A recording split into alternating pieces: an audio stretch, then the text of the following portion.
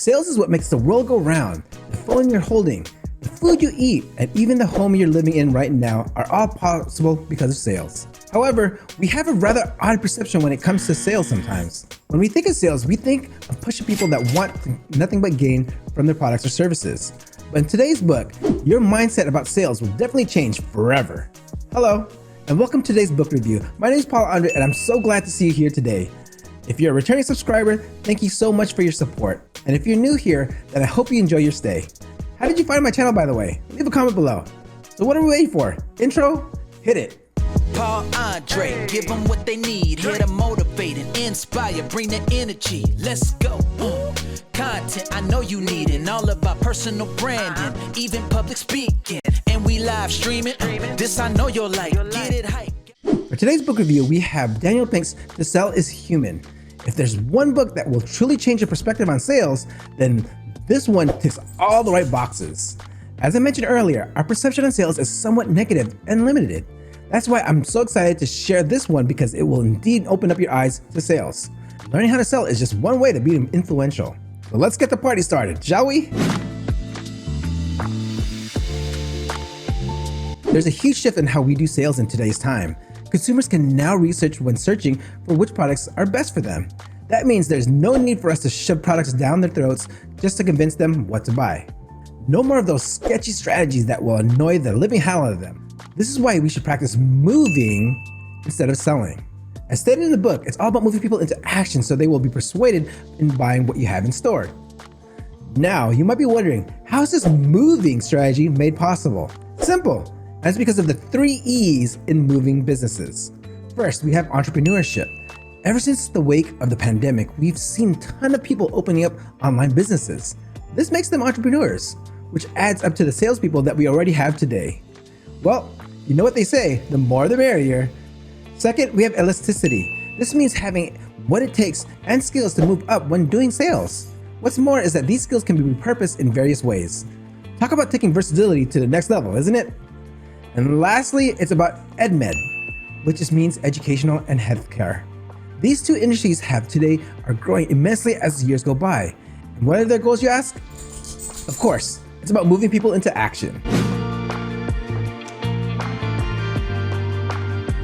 Now that you have what it takes to be a mover, it's time to put them into practice. In this book, Pink listed 3 factors that you should follow to transform yourself into a reliable mover. The first is attunement. This is the one about putting yourself in other people's shoes. Doing so allows you to make solutions which your products and services are based on their needs. But it's not just about seeing their needs in your own eyes. It's about using your head and pouring your heart into it as well. Simply put, show some empathy. Next, we have buoyancy. This one is about using determination and optimism when moving people. But of course, it's not going to be easy as pursuing both. And for that, you need to balance them so you can be successful. The need to be optimistic while determined to move people is quite a challenge. So think like a buoyant and balance these 2 factors and watch your progress skyrocket in no time. Lastly, we have clarity. This one is about getting straight to the point. This means warding off unimportant information that can only clutter your progress. So whenever you're trying to look for the root of the problem, don't hesitate to cut through all the junk. Having less junk means less hindrance in identifying what the problem is all about. This makes it easier for you to move people into action.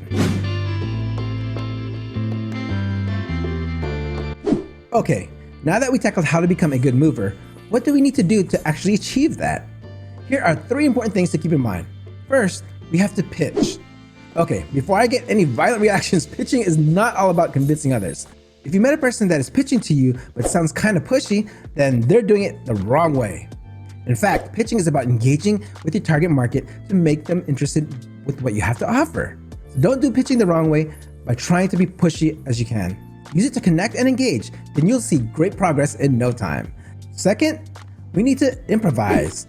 When stuff starts to derail from its tracks, we are left with no option but to improvise. Improvisation is like a safety net whenever something suddenly takes a wrong turn for the worse. This is where practice and research come into play. Doing so helps you be prepared of whatever may come out of nowhere. So start building your safety net now by practicing how to improvise. Trust me, this will save you from huge trouble when moving people. Last but not least, serve. It's all about focusing on the things where you can serve better. This means not being pushy. It's about creating engaging connections and having long-term goals. Moving people into action is about serving the better for them.